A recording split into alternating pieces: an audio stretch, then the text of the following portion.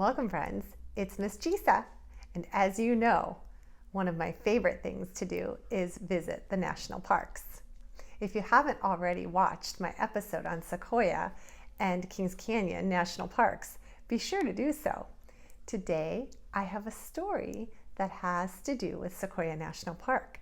It's called Little Miss History Travels to Sequoia National Park, and it's written by Barbara Ann Mojica, and illustrations are by Victor Ramon Mojica. And Barbara has several national park books, so be sure to check those out.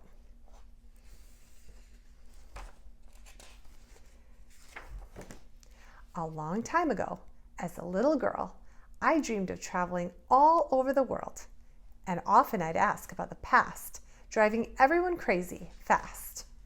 Amused by this, my parents thought, why not call me History for short? Since then, I've traveled by land, sea, and air.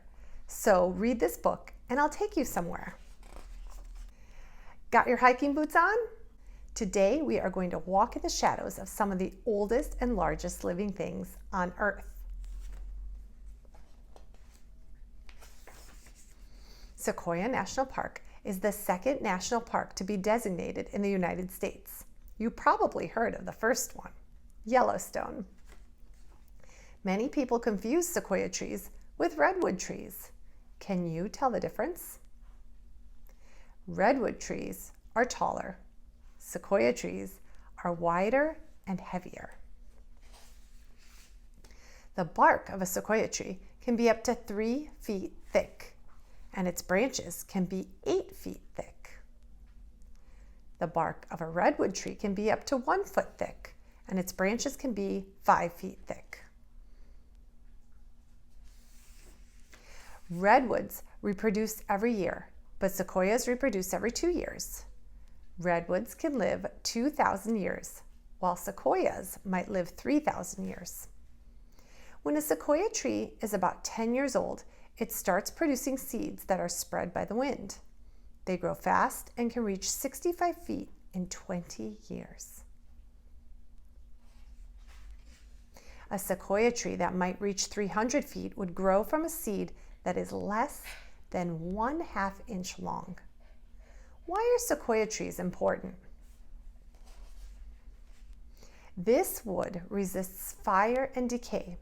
It is used to make trestle bridges and railroad ties. Also, the grain in sequoia wood creates beautiful furniture. For many years, Native Americans lived in this wilderness.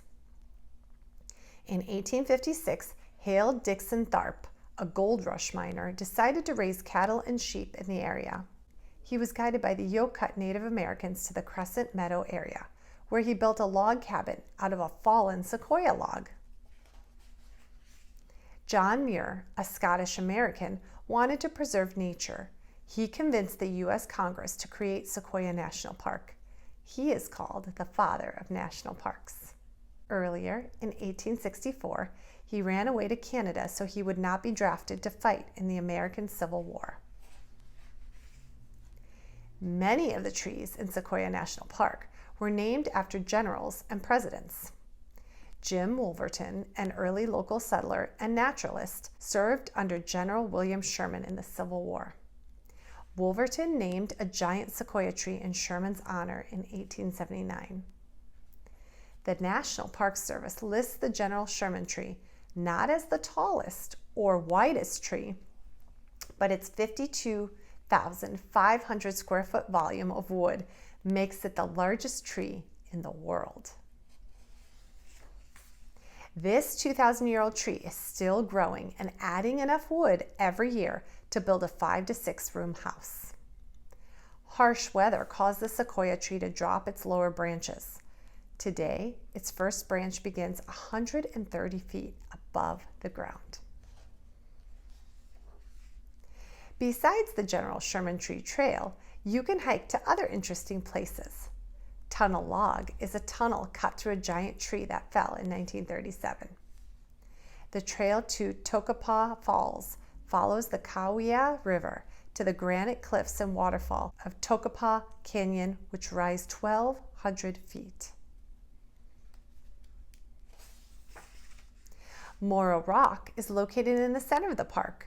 A 400-foot stairway cut and poured into the rock allows you to climb up to its top and look out over the park. This stairway was built in 1931 as one of the programs started by President Franklin Delano Roosevelt to help Americans find work during the Great Depression. On Veterans Day in 1956, President Dwight D. Eisenhower selected the General Grant tree to be a living memorial to the men and women who gave their lives for their country. Every year near Christmas, park rangers place a wreath near its base to remember those fallen soldiers. At the Lodgepole Visitor Center, you can see exhibits of the geological history of the park, the Native American inhabitants, and the local wildlife. More than 300 species of wildlife call this park home. There are many black bears, but also brown, cinnamon, and blonde bears. A hiker might even see a mountain lion or a bighorn sheep. I had lots of fun walking and riding on horseback in this great park, but there is one big problem: air pollution. The Sequoia National Park has the worst air pollution of any national park in the United States. Why? Forest fires create some air pollution, but more comes from the nearby San Joaquin Valley. This beautiful farmland also contains many pollutants. There are 2 trucking highways, diesel freight train routes, food processing plants, and thousands of diesel tractors.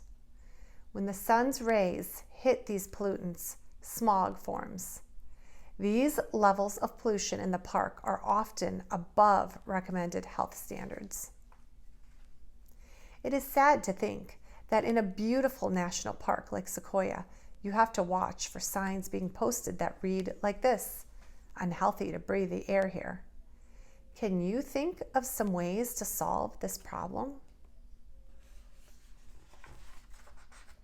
That's the end of our story.